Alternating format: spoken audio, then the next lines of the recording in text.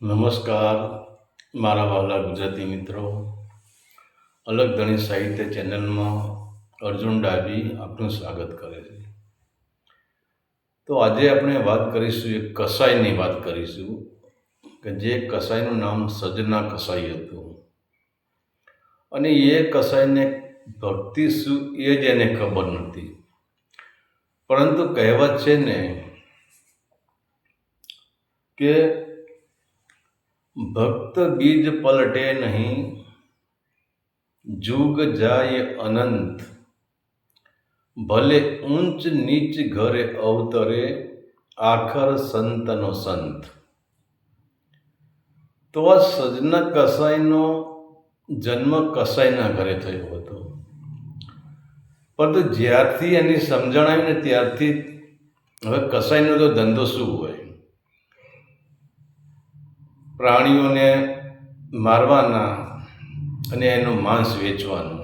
તો એના પિતાજી પણ પ્રાણીઓને મારતા હતા. કોઈ પણ પ્રકારનું પ્રાણી હોય એને મારતા અને એનું માંસ કાઢીને પછી વેચતા હતા.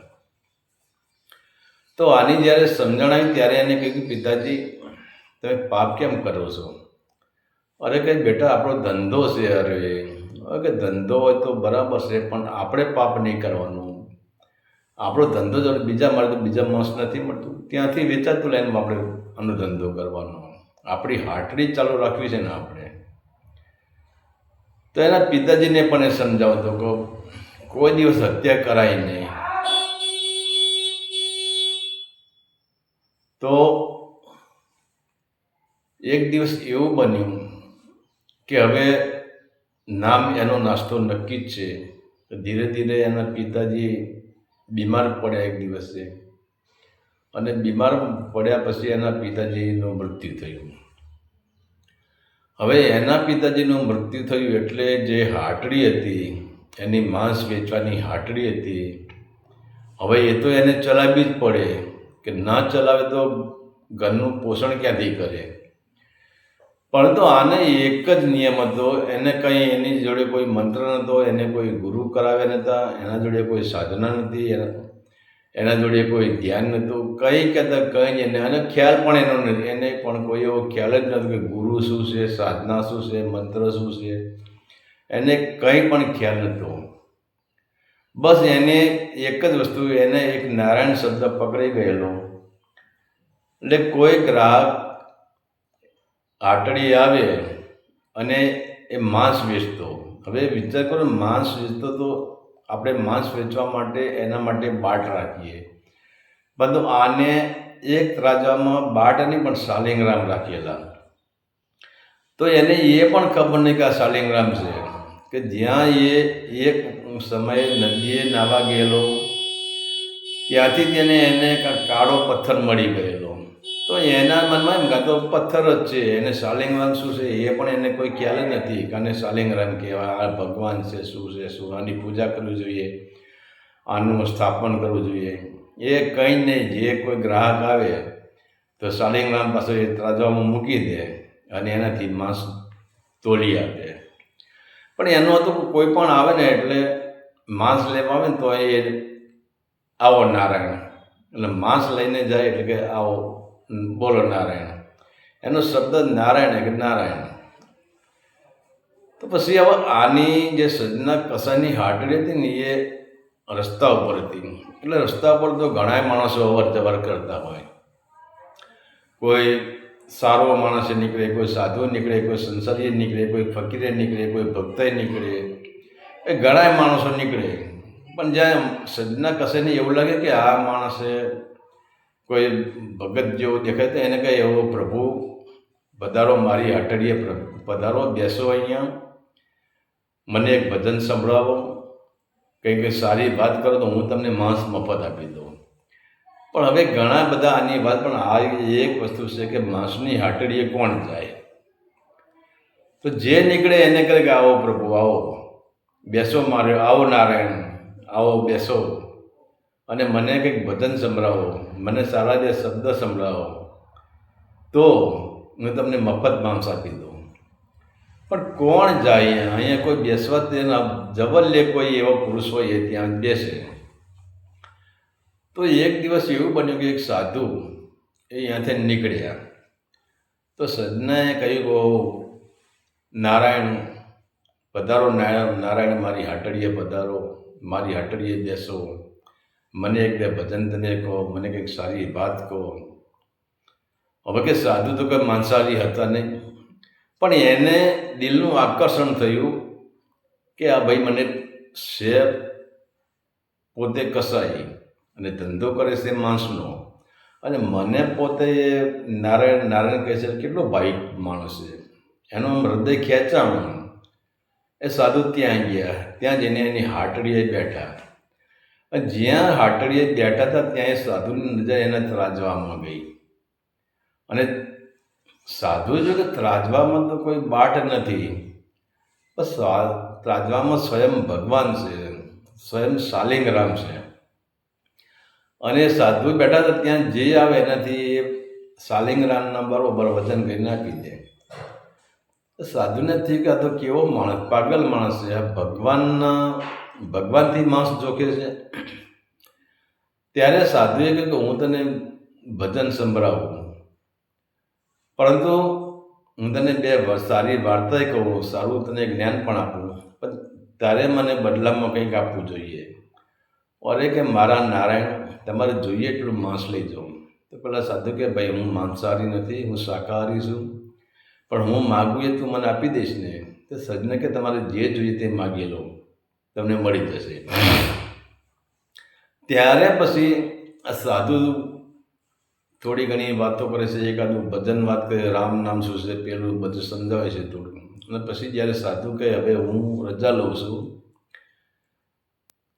ત્યારે સાધુ કહે છે સજ્જના મારે કંઈ લેવું નથી, આ તારા બાટમાં જે આ કાળો પથ્થર પડ્યો એ મને તું આપી દે.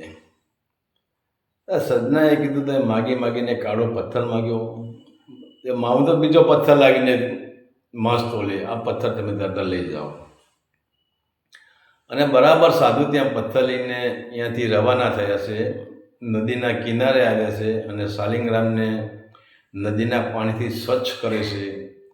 અને જ્યાં સ્વચ્છ કરીને એ સાધુ શાલિંગરામની પૂજા કરવા જાય છે ને, ત્યાં અવાજ આવે છે કે હે સાધુ, તે શું કર્યું?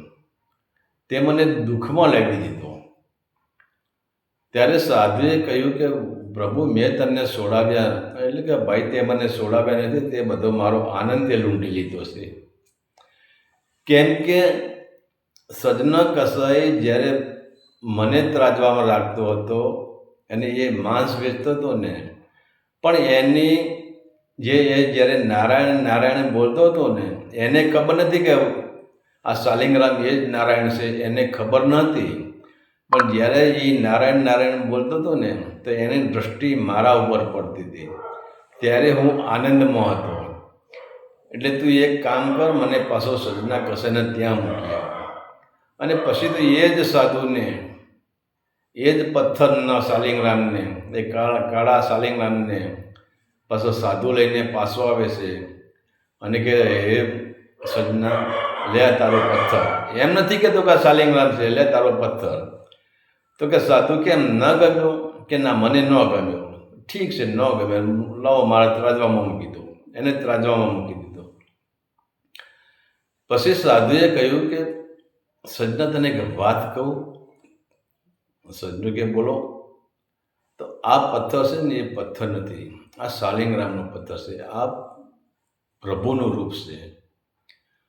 ત્યારે તો સજ્જનાને એવું થયું કે આ પ્રભુનું રૂપ આ છે? કે હા, આ જ પ્રભુનું રૂપ છે. પછી તો સજ્જનાએ એ પથ્થરને ચૂમી લીધો, આખો એનો પથ્થર થૂંકવાળો કરી નાખ્યો એને. પછી તો એને થઈ ગયું કે ચલો હવે મારે આ ધંધો કરવો જ નથી, ભગવાનથી માંસ તોડવું ના. પછી એને નક્કી કર્યું કે હવે મારે જગન્નાથની યાત્રાએ નીકળવું છે. તો પછી એ સજ્જના કસાઈ શાલિંગરામે તો એને ખિસ્સામાં જ ગાલ્યો છે, એની પૂજા કંઈ કરતો જ નથી. એ ઠીક છે, પેલા એ કહ્યું કે ભગવાન છે, પણ એનું મન શાલિંગરામમાં લાગ્યું જ નથી.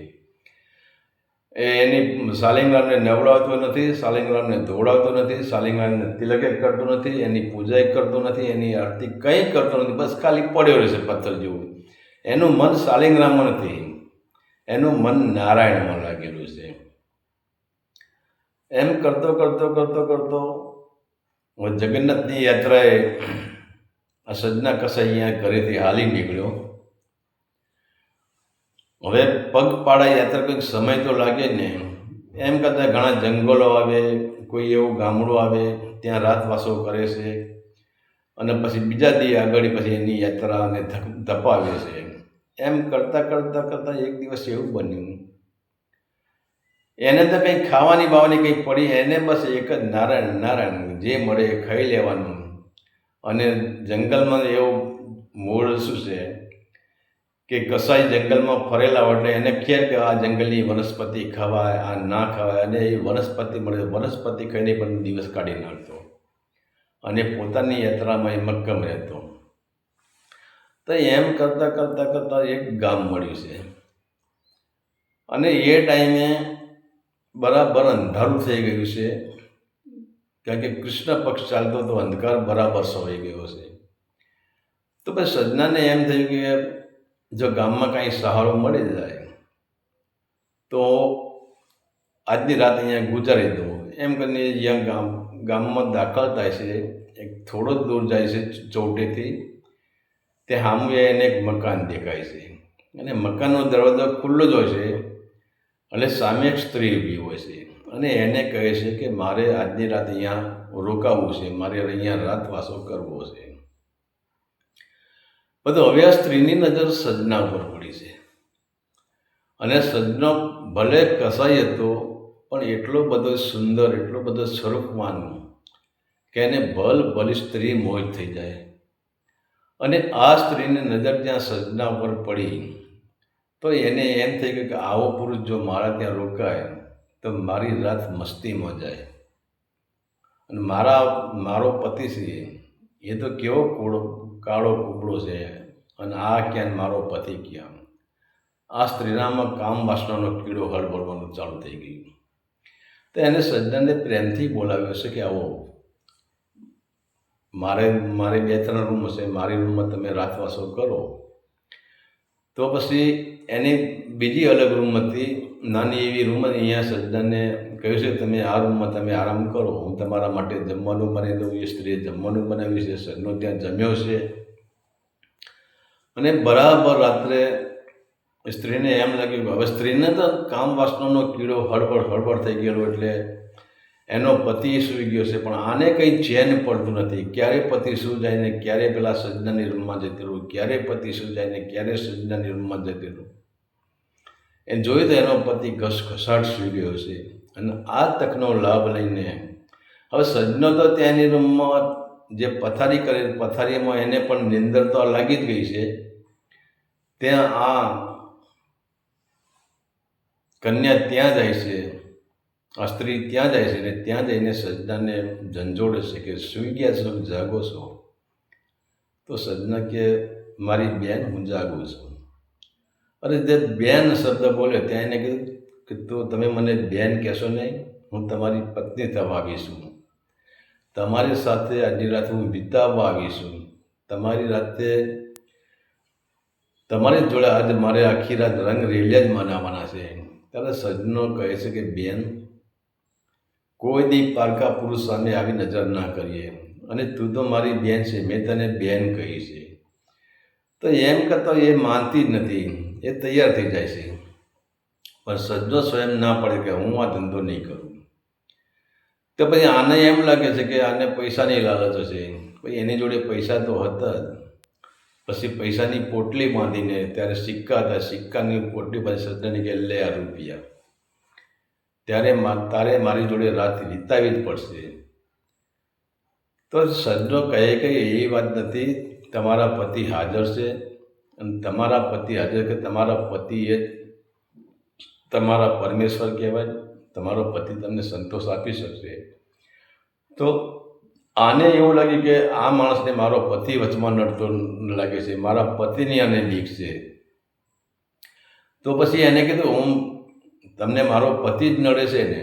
તો સજ્જનો કે નડવાની વાત જ નથી, પણ તમારા પતિ છે એટલે ત્યારે આને થઈ ગયું કે અને જેને કામનો જેને નશો જેના મગજમાં ચડી ગયો, જેને વાસનાનો નશો ચડી ગયો, જેને કામનો નશો મગજમાં ચડી ગયો, એને પછી કંઈ ભાન રહે નહીં.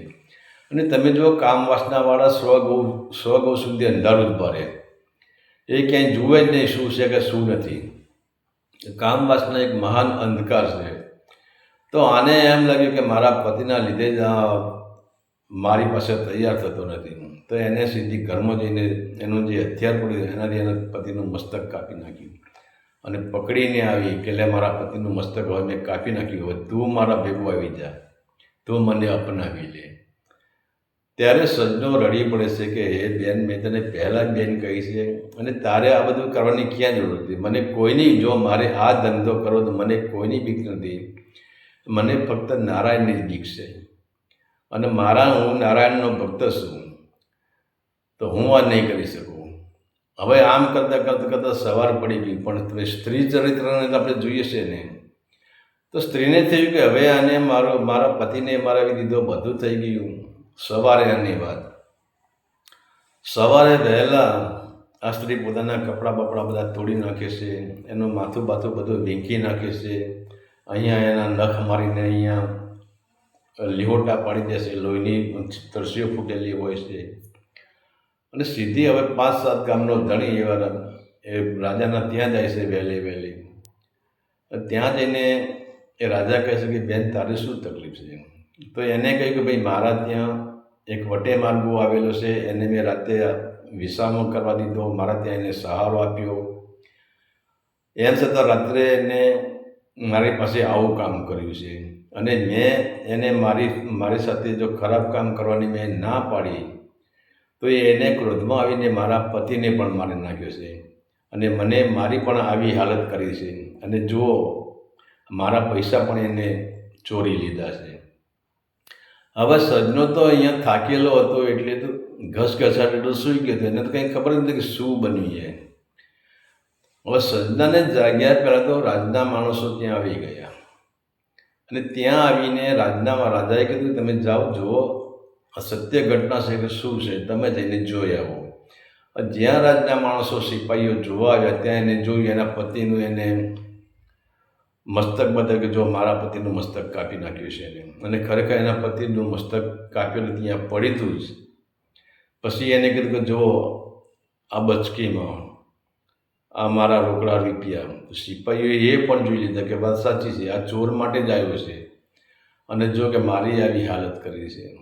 તો રાજાએ તરત સજ્જના કસાઈને ત્યાં બોલાવ્યો અને કહ્યું કે ભાઈ, તે પાપ કર્યું છે એટલે તને દંડ તો મળવાનો જ, તારા આ બંને હાથથી તારું પાપ થયેલું છે, એટલે તને અમે મૃત્યુદંડ તો આપતા જ નથી, પણ તારા બંને હાથ અમે કાપી નાખીએ છીએ. અને એ જ ટાઈમે રાજાના હુકમથી એના અહીંથી બંને હાથ આમ બાંધી દે છે, અને પછી બંને હાથ સજ્જનાના કાપી નાખવામાં આવે છે. સજ્જનની વેદના તો ઘણી જ થાય છે, પરંતુ એને તો એક જ નારાયણની ઈચ્છા હશે. એને કોઈ ફરિયાદ જ નથી કરી, હું આમ છું ને તેમ છું ને, એને મારા માટે આવું કર્યું તેવું કર્યું, મારી પાસે આવી હતી ને, એને એના પતિ એને કંઈ વાત જ કરી નથી રાજાને, જેવી નારાયણની ઈચ્છા. હવે એક બાજુ સજ્જનાના હાથ કપાઈ ગયા છે, અને છતાં પણ એના હૃદયમાં જે નારાયણનું સ્થાન પડ્યું છે ને, એમાં તો કંઈ આગું પાછું થયું જ નહીં, છતાં નારાયણ નારાયણ નારાયણ નારાયણ કરતો એ હાલ્યો જાય છે. અને આમ કરતો સજ્જનો છેક જગન્નાથપુરીમાં પહોંચી જાય છે, અને જગન્નાથ ભગવાનના સામે આમાં ઊભો રહેશે. જ્યાં જગન્નાથના દર્શનને, જગન્નાથની આંખ, એની આંખને જગન્નાથની બંનેની આંખ એક થાય છે, ત્યારે સ્વયં જગન્નાથ ભગવાનની મૂર્તિ હસવા માંડે છે. ત્યારે સજ્જનો કહે છે, હે મારા પ્રભુ, હે મારા નારાયણ, મારી હાલત તો તમે જુઓ, અહીંથી મારા 2 હાથ કપાઈ ગયા છે, અને તમને આનંદ આવે છે, તમે હસી રહ્યા છો. ત્યારે સ્વયં ભગવાનને કહેવું પડ્યું છે કે હે સજ્જના, તું પાપી નથી, અને તારા હાથ કપાણા એ તારા કર્મનો દોષ હતો, અને જેવો તારા હાથ ન કપાણા હોય તો તારું ને મારું મિલન અશક્ય જ હતું. તારા હાથ કપાણા એટલે હું પ્રગટ થયો છું. તો સજ્જન કહે કે પ્રભુ મારા કર્મનો દોષ શું હતો? ત્યારે ભગવાન નારાયણ કહે, જગન્નાથ કહે છે કે હે સજ્જના, ગયા જન્મમાં તું એટલો બધો તાકાતવર માણસ હતો ને કે તારી તાકાતના ચારે બાજુ વખાણ થતા હતા. ઠીક છે, તારામાં ભક્તિ તો પડી જ હતી, પણ તોય તું તાકાતવર હતો. અને એક કસાઈની ગાવડી એના હાથમાંથી છૂટી ગઈ અને તું સામે આવતો હતો. તે કસાઈએ તને બૂમ મારી કે ભાઈ મારી ગાવડીને પકડી લેજો જરા, મારી ગાવડી જાય છે. તો તારા મનમાં તે એમ વિચાર્યું કે બિચારા ભાઈની ગાવડી જતી રહેશે, ક્યાં દોડશે? એટલે તે તારા બંને હાથોથી ગાયના ગળામાં આંટી મારી દીધી અને આ બંને હાથોથી તે ગાયના ગળામાં આંટી મારી તે ગાયને પકડી રાખી. પણ તને ખબર નથી કે આ ગાય કસાઈવાળે જવાની છે. તે પેલાના ભલા માટે જ કર્યું કે જે બૂમ મારવાવાળો સામો માણસ હતો, ગાય ધણી, એ વૃદ્ધાવસ્થાવાળો હતો. પણ તને એવું લાગ્યું, તને એના પર દયા આવી કે આ વૃદ્ધાવસ્થાવાળો માણસ બિચારો ગાયને પકડવા ક્યાં દોડશે, લાવ હું એની ગાય હું પકડી દઉં. તો તારા બંનેથી તે ગાયને આંટી મારીને ગાયને પકડી લીધી. પહેલાં ગાય પકડી લી, એને દોરાથી બાંધી દીધી, અને તે પણ એને બાંધી હતી અને તે એને ગાયને આપી દીધી. હવે તને ખબર છે ગાય ક્યાં ગઈ? એ ગાય કસાઈવાળી ગઈ. અને એ ગાય કસાઈવાળી ગઈ, એ કોણ હતું એ હું તને કહી દઉં કે કોણ હતું. કે સજ્જના, જે સ્ત્રી તારી પાસે રાત્રે 12 વાગે આવી અને જે સ્ત્રીના અંદર કામ વાસનાનો કીડો સળવળ થતો, એ જ સ્ત્રી એ ગાય હતી. અને જે સ્ત્રીએ એના પુરુષનું મસ્તક કાપી નાખ્યું અને એ જ પુરુષ એ કસાઈ હતો.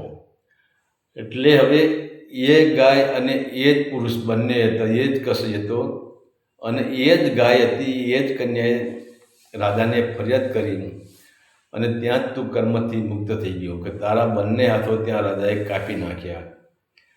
એટલે તારું જે ગાય પકડવાનું કર્મ હતું એ જે પૂરું થઈ ગયું છે, એટલે હું તને પ્રસન્ન થયો છું. ત્યારે સજ્જન કહે છે કે પ્રભુ, હવે હું તો તને પ્રણામ તો કરી જ ન શકું, કારણ કે મારા હાથ જ નથી, હું પ્રણામ ક્યાંથી કરું? ત્યારે ભગવાન કહે છે, સજ્જના, હાથ જોડવાથી પ્રણામ થતા નથી, પ્રણામ હૃદયથી થાય છે. અને તું મને હાથથી ને પણ તું મને હૃદયથી પ્રણામ કરશે, તારા પ્રણામ મને સ્વીકારશે. અને ત્યાર પછી સજ્જનાએ જ્યાં સુધી એનું જીવન રહ્યું ત્યાં સુધી એની એક જ લગ્ની હતી, એના એક જ શબ્દો હતા, નારાયણ નારાયણ નારાયણ નારાયણ. અને છેવટે જે કહેવાય છે કે જ્યારે સજ્જનાએ શરીર છોડ્યું એ ટાઈમે પણ ભગવાનને ત્યાં હાજરી આપવી પડી હતી.